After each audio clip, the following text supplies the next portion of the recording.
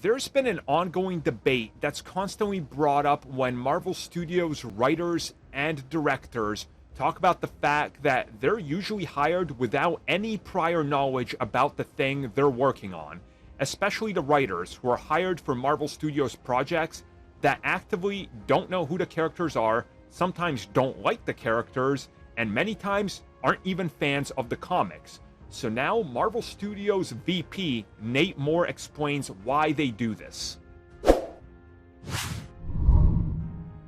So this comes at us directly from Marvel Studios Vice President of Production and Development Nate Moore, who's been with the MCU ever since the beginning, and recently he's been more upfront for Marvel Studios because, again, Kevin Feige can't do everything. So he's doing the rounds, doing interviews, talking to people, doing some press stuff. And again, he's constantly asked about things which he's willing to talk about.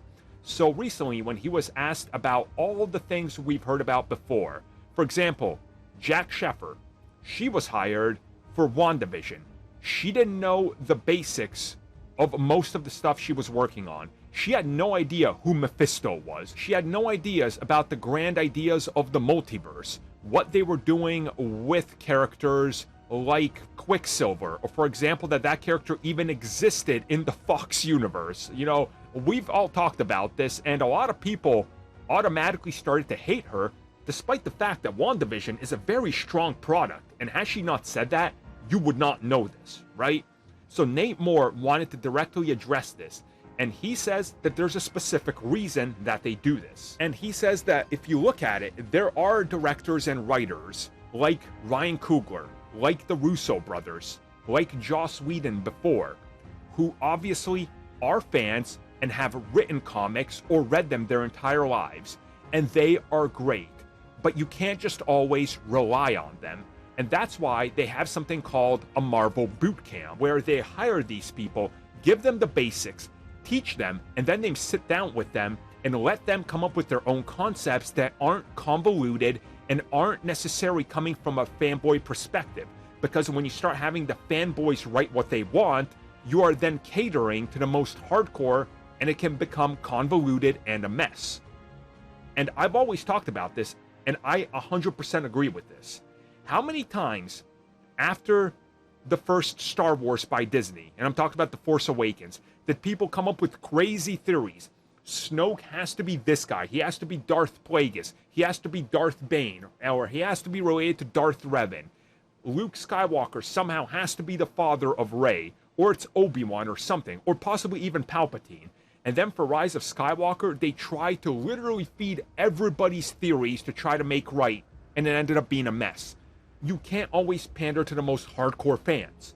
You have to just sometimes make the best product possible, and then have that little nerdy connection, and the people add their own little connections to it that know what they're doing. That's why Kevin Feige is there. That's why they got these people overseeing the phases. And as he says, the Marvel boot camp is important for this because we teach them the basics, and then we let them go to town and not have them be the giant fanboys that could potentially ruin a product. 100% agree with this, because this is how it's always been done. You know, people will talk about how the best comic book movies of all time are The Dark Knight and The Batman. The difference there is, Chris Nolan wasn't the biggest comic book fan, and David S. Goyer has multiple times admitted he hated some of the characters he was writing. At the same time, Matt Reeves, huge Batman fan. And again, you see the results in front of you. You don't always need to have a fanboy writing everything, because then it could be problematic. And I dare say that we've seen this.